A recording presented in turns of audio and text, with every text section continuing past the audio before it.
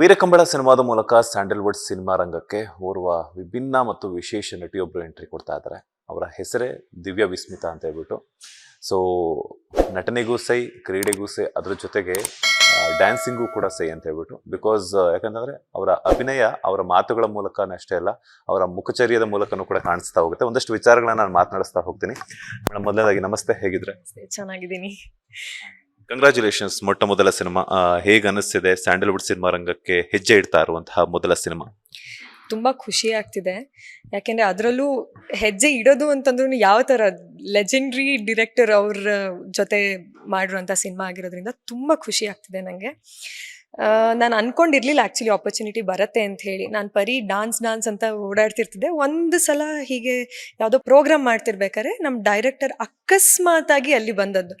ಹಾಗೆ ಬಂದಾಗ ನೋಡಿ ನಮ್ಮ ಗುರುಗಳ ಹತ್ರ ಕೇಳಿದಂತೆ, ಇಲ್ಲ ನಂಗೆ ಇವ್ರು ನಾಯಕಿ ನಟಿಯಾಗಿ ಬೇಕು ಅಂಥೇಳಿ. ನನ್ನ ಗುರುಗಳು ಡಾಕ್ಟರ್ ಜೀವನ್ ರಾಮಸುಳ್ಯ ಅವರು ಬಂದು ನನ್ನ ಹತ್ರ ಮಾತಾಡಿದ್ರು, ಹೀಗೆ ಹೇಳ್ತಿದ್ದಾರೆ ಮೂವಿಗೆ ಅಂತ ಹೇಳಿ. ನಾನು ಮೂವಿನ ಅಂತ ಹೇಳಿ ಫಸ್ಟ್ ಯೋಚನೆ ಮಾಡಿದೆ, ಯಾಕಂದ್ರೆ ನಂಗೆ ಏನೂ ಗೊತ್ತಿಲ್ಲ, ಮೂವಿ ಬಗ್ಗೆ ಏನೂ ಇಲ್ಲ ಅಂತ ಹೇಳಿ.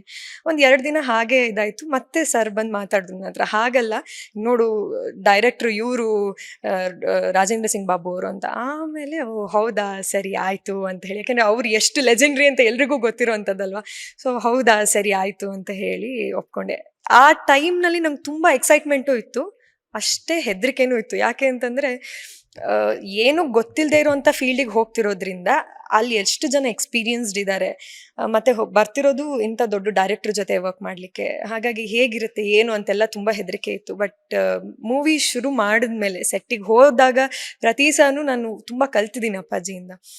ಅವರು ಪ್ರತಿಯೊಂದು ವಿಚಾರದಲ್ಲೂ ಯಾವುದೇ ತಪ್ಪಾಗಲಿ ಸರಿಯಾಗಲಿ ಇದು ಈ ಥರನೇ ಬರಬೇಕು, ಇದು ಸರಿ ಇದು ತಪ್ಪು ಅಂತ ಪ್ರತಿಯೊಂದು ವಿಚಾರದಲ್ಲೂ ನನಗೆ ತುಂಬ ಹೇಳ್ಕೊಟ್ಟಿದ್ದಾರೆ, ವಿಮರ್ಶೆ ಮಾಡಿ ಇದು ಹಂಗೆ ಬರಬಾರ್ದು ಅಂತೆಲ್ಲ. ಸೊ ಇಂಥ ದೊಡ್ಡ ಡೈರೆಕ್ಟ್ರ್ ಜೊತೆ ಕೆಲಸ ಮಾಡಿ ಅವರಿಂದ ತುಂಬ ಕಲ್ತ್ಕೊಂಡಿರೋದಕ್ಕೆ ಫಸ್ಟ್ ಆಫ್ ಆಲ್ ತುಂಬ ಖುಷಿಯಾಗಿದ್ದೀನಿ ನಾನು. ಇನ್ನೂ ಕಲಿಯೋಕ್ಕೆ ಚಾನ್ಸಸ್ ಸಿಕ್ಕರೆ ಇನ್ನೂ ಚೆನ್ನಾಗಿ ಕಲಿಯೋಕ್ಕೆ ಇಷ್ಟಪಡ್ತೀನಿ. ಮ್ಯಾಮ್, ನೀವು ಭರತನಾಟ್ಯ ಡ್ಯಾನ್ಸರ್ ಅಲ್ಲ? ಗೊತ್ತಾಗ್ತಿದೆ ಮೇಡಮ್, ಬಿಕಾಸ್ ಯಾಕಂದ್ರೆ ಮಾತಾಡ್ತಿರ್ಬೇಕಾದ್ರೆ ನಿಮ್ಮ ಎಕ್ಸ್ಪ್ರೆಷನ್ಸ್, ಕೈಗಳೆಲ್ಲನೂ ಕೂಡ ಈ ಕಡೆ ಹೋಗ್ತಾ ಇದೆ. ಅಂಡ್ ಹಾಗೇನೆ ಇನ್ನೊಂದೇನಂತಂದ್ರೆ, ಮಾತಾಡ್ತಿರ್ಬೇಕಾದ್ರೆ ಅಭಿನಯ ಹೆಂಗ್ ಬರ್ಬೇಕಾದ್ರೆ ಇನ್ನು ಆನ್ ಸ್ಕ್ರೀನ್ ಹೆಂಗ್ ಮಾಡಿರ್ತೀರಾ ಅನ್ನೋಂಥ ಕುತೂಹಲ ಕೂಡ ನಮ್ಮ ಇಂಟರ್ವ್ಯೂ ನೋಡ್ತಿರುವಂತಹ ಆಡಿಯನ್ಸ್ ಅಲ್ಲಿ ಕ್ರಿಯೇಟ್ ಆಗ್ತಾ ಇದೆ. ಹೆಂಗಿತ್ತು ಅವರೊಟ್ಟಿಗೆ ಅಭಿನಯವನ್ನ ಮಾಡಿದ್ದು, ಅವರ ಅಂಡರ್ ಅಲ್ಲಿ ಅಭಿನಯ ಮಾಡಿದ್ದು? ನನಗೆ ನಾ ಹೇಳಿದ್ನಲ್ಲ, ಡಾನ್ಸಲ್ಲಿ ನಾವು ಮಾಡ್ಬೇಕಾದ್ರೆ ನಾವು ಮಾಡೋ ರೀತಿ ಬೇರೆ, ಆ್ಯಕ್ಟಿಂಗಲ್ಲಿ ಮಾಡ್ಬೇಕಾದ್ರೆ ಸ್ವಲ್ಪ ಚೇಂಜ್ ಇರುತ್ತೆ. ಯಾಕೆಂದರೆ ಡಾನ್ಸ್ನಲ್ಲಿ ನಾವು ಒಬ್ಬರು ಪರ್ಸನ್ ಮುಂದೆ ಇರಲ್ಲ, ಬಟ್ ನಾವು ಅವ್ರನ್ನ ಇಮ್ಯಾಜಿನ್ ಮಾಡಿಕೊಂಡು ನಾವು ಅವ್ರ ಹತ್ರ ಮಾತಾಡ್ತಿದ್ದೀವಿ ಅನ್ನಂಗೆ ಮಾಡಬೇಕು. ಬಟ್ ಆ್ಯಕ್ಟಿಂಗ್ ಮಾಡ್ಬೇಕಾದ್ರೆ ಮೂವಿನಲ್ಲಿ ನಮ್ಮ ಮುಂದೆ ಆ ಪರ್ಸನ್ ಇರ್ತಾರೆ. So it will be very much easier for us to connect with the people. ಅದೇ ಡಾನ್ಸ್ ಮಾಡ್ಬೇಕಾದ್ರೆ we cannot connect with the people if you don't imagine. So connection ಸ್ವಲ್ಪ ಕಷ್ಟ ಆಗುತ್ತೆ. ಬಟ್ ಮೂವಿನಲ್ಲಿ ಹೆಂಗೆ ಅನಿಸ್ತು ಅಂತಂದರೆ, ಡಾನ್ಸಿಂದು ಬೇಸ್ ಇದ್ದಿದ್ದರಿಂದ ಸ್ವಲ್ಪ ಈಸಿ ಆಯಿತು ನನಗೆ. ಆದರೂ ಕಲಿಯಕ್ಕೆ ಹೇಳ್ತಾರಲ್ಲ, ನಾವು ಕಲ್ತಿರೋದು ಇಷ್ಟೇ ಇರುತ್ತೆ, ಹನಿ ಅಷ್ಟು ಅಂತ, ಕಲಿಯೋಕ್ಕೆ ತುಂಬ ಇದೆ ಅಂತ.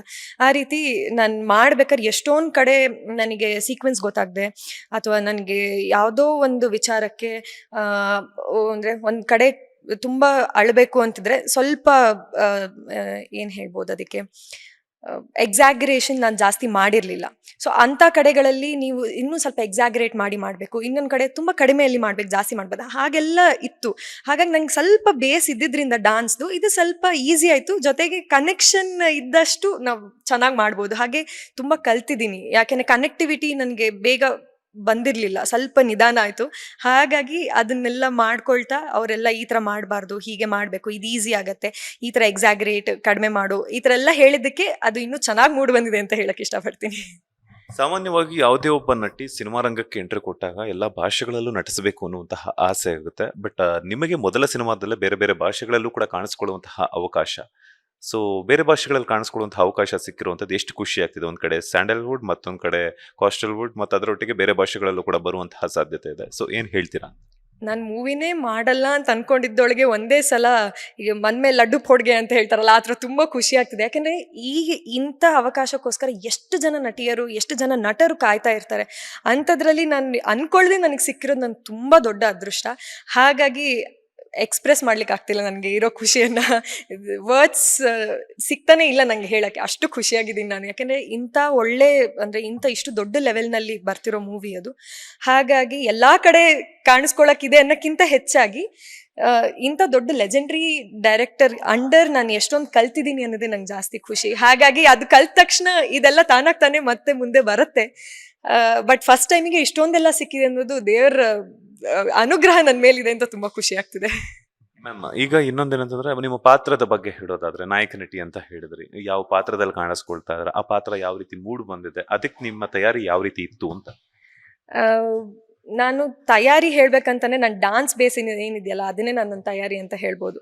ಯಾಕೆ ಅಂತಂದರೆ ಡಾನ್ಸ್ ಬೇಸ್ ಇಲ್ಲ ಅಂದಿದ್ರೆ ನಂಗೆ ತುಂಬ ಕಷ್ಟ ಆಗ್ತಿತ್ತೇನೋ. ಮತ್ತು ನನಗೆ ಸ್ಪೋರ್ಟ್ಸ್ ಅಂದರೆ ತುಂಬ ಇಷ್ಟ. ಹಾಗಾಗಿ ಅದು ಹೇಳಿದಾಗ ಅದನ್ನು ನಾನು ಕನೆಕ್ಟ್ ಮಾಡ್ಕೊಳಕ್ಕಾಯ್ತು. ಅವ್ರು ನನಗೆ ಎಕ್ಸ್ಪ್ಲೈನ್ ಮಾಡ್ಬೇಕಾರೆ ಈ ಥರ ಮಾಡಬೇಕು ಅಂತೆಲ್ಲ ಹೇಳ್ಬೇಕಾದ್ರೆ ನಂಗೆ ಕನೆಕ್ಟ್ ಮಾಡ್ಕೊಳಕ್ಕಾಯ್ತು. ಸೊ ನಾನು ಸಪ್ರೇಟಾಗಿ ತಯಾರಿ ಅನ್ನೋದು ಯಾವುದನ್ನು ಮಾಡಿಲ್ಲ. ಬಟ್ ಇಷ್ಟು ವರ್ಷ ನಾನು ಏನು ಮಾಡ್ಕೊಂಬಂದಿದ್ದೀನಿ ಅದೇ ನನಗೆ ದೊಡ್ಡ ತಯಾರಿಯಾಗಿ ಇವಾಗ ನನಗೆ ಅದು ಹೆಲ್ಪ್ ಆಯಿತು. ಮತ್ತು ಮಾಡ್ತಾ ಮಾಡ್ತಾ ನನಗೆ ಅವರು ಹೇಳ್ಕೊಡ್ತಿದ್ದೆ ನನಗೆ ಅದು ಪ್ರಿಪೇರ್ ಆದಂಗೆ. ನಾನು ಈ ಥರ ಮಾಡಬಾರ್ದು ಅಥವಾ ನಾನು ಅವಾಗಲೇ ಹೇಳ್ದಂಗೆ ಎಕ್ಸಾಗ್ರೇಟ್ ಮಾಡು, ಇಲ್ಲ ಅದನ್ನು ಕಡಿಮೆ ಮಾಡು, ಈ ಥರ ಅವರೇ ನನಗೆ ಅಲ್ಲಿ ಹೇಳ್ಕೊಡ್ತಿದ್ರಿಂದ ಅದೇ ನನಗೆ ತಯಾರಿನೂ ಆದಂಗಾಯ್ತು. ಅಲ್ಲೇ ನನಗೆ ಚೆನ್ನಾಗಿ ಏನು ಹೇಳ್ತಾರೆ ಹೊರ ತರಲಿಕ್ಕೂ ಆಯಿತು. ಅದು ಬಿಟ್ಟರೆ ಮತ್ತಿನ್ನೇನು ತಲೆಗೆ ಹೊಳಿತಿಲ್ಲ ನನಗೆ ಹೇಳಲಿಕ್ಕೆ. ಯಾಕೆಂದರೆ ಅಷ್ಟು ಕಲ್ತಿದ್ದೀನಿ ನಾನು, ಅಷ್ಟು ಖುಷಿಯಾಗಿದ್ದೀನಿ ನಾನು. ಹಾಗಾಗಿ ಮತ್ತಿನ್ನೇನು ಹೇಳಬೇಕು ಅಂತಲೂ ಗೊತ್ತಾಗ್ತಿಲ್ಲ ನನಗೆ. ಇದೇ ತಿಂಗಳ 27ನೇ ತಾರೀಕು ರಿಲೀಸ್ ಆಗ್ತಾ ಇರೋಂಥದ್ದು. ಮನೆಯವ್ರ ಸಪೋರ್ಟ್ ಯಾವ ರೀತಿ ಇದೆ ಅಂಡ್ ಹಾಗೇನೆ ಹೆಂಗೆ ಅನ್ನಿಸ್ತಿದೆ 27ನೇ ತಾರೀಕು ನೀವು ಇಷ್ಟು ದಿನ ಕಷ್ಟಪಟ್ಟಂತಹ ಒಂದು ಸಿನಿಮಾ ಎಲ್ಲ ವೀಕ್ಷಕರ ಮುಂದೆ ತಲುಪೋದಕ್ಕೆ ಒಂದು ಟೈಮು ಮತ್ತೆ ಡೇಟ್ ಫಿಕ್ಸ್ ಆಗಿದೆ, ಸಜ್ಜಾಗಿದೆ. ಸೊ ಆ ಒಂದು ಕ್ಷಣಕ್ಕೆ ಎಷ್ಟು ವೆಯ್ಟ್ ಮಾಡ್ತಿದ್ದೀರ? ನಾನು ತುಂಬ ಕಾಯ್ತಾ ಇದ್ದೀನಿ. ನಾನು ನನ್ನ ಫ್ರೆಂಡ್ಸಿಗೆ, ಫ್ಯಾಮಿಲಿ ಎಲ್ರಿಗೂ ಹೇಳಿದ್ದೀನಿ ಎಲ್ಲ ಬಂದು ನೋಡಿ ಅಂತ ಹೇಳಿ. ಯಾಕೆಂದರೆ ಒಂದು ಸಂಸ್ಕೃತಿ ಬಗ್ಗೆ ಕಲಿಯೋಕ್ಕೆ ಎಲ್ರಿಗೂ ಅವಕಾಶ ಸಿಗಲ್ಲ. ಅಂಥದ್ರಲ್ಲಿ ನಾವು ಯಾವಾಗಲೂ ಹೇಳ್ಕೊತೀವಿ ನಮ್ಮ ಭಾರತ ಇಷ್ಟು ಸಂಸ್ಕೃತಿ ಇದೆ, ಇಷ್ಟು ಥರ ಟ್ರೆಡಿಷನ್ಸ್ ಇದೆ ಅಂತ ಹೇಳಿ. ಸೊ ಭಾರತದಲ್ಲಿ ನಮ್ಮ ಕರ್ನಾಟಕ ಅನ್ನೋದು ಒಂದು ಮಿನಿ ಭಾರತ ಥರ. ಯಾಕೆಂದರೆ ಎಲ್ಲ ಥರದೂ ನಾವಿಲ್ಲಿ ನೋಡ್ಬೋದು. ಹಾಗಾಗಿ ಅದರಲ್ಲಿ ಒಂದ್ರ ಬಗ್ಗೆ ನಾವು ತಿಳ್ಕೊಳ್ಳೋಕ್ಕೆ ನಮಗೆ ಇದು ಆಪರ್ಚುನಿಟಿ ಅಂತ ಹೇಳೋಕ್ಕೆ ಇಷ್ಟಪಡ್ತೀನಿ. ಹಾಗಾಗಿ ನನಗೆ ತುಂಬ ಕ್ಯೂರಿಯಾಸಿಟಿನೂ ಇದೆ ಎಷ್ಟು ಚೆನ್ನಾಗಿ ಮೂಡ್ ಬಂದಿದೆ, ಅದು ಎಷ್ಟು ಚೆನ್ನಾಗಿ ಜನರಿಗೆ ತಲುಪತ್ತೆ ಅಂತ.